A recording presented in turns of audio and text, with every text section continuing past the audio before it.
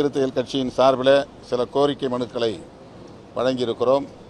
குறிப்பாக கல்லுடைக்கும் தொழிலாளர்களுக்கு தனி வாரியம் அமைக்க வேண்டும் என்கிற கோரிக்கை மனு, அதேபோல் மின்சாரத்துறையில் அந்த வாரியத்தில் பொறியியல் பட்டம், பட்டயப்படிப்பு டிப்ளமோ மற்றும் தொழிற்பயிற்சி பட்டயப்படிப்பு ITI,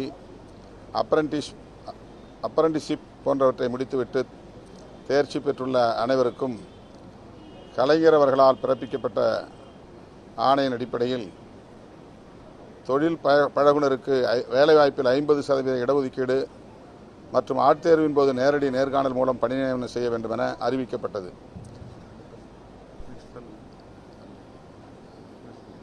அந்த கோரிக்கைகளை இன்றைக்கு முதல்வரிடத்திலே அவருடைய கவனத்திற்கு கொண்டு போயிருக்கிறோம். தொழில் பழகுனர் பயிற்சி முடித்தவர்களுக்கு ஆட்தேர்வின் போது கொள்கை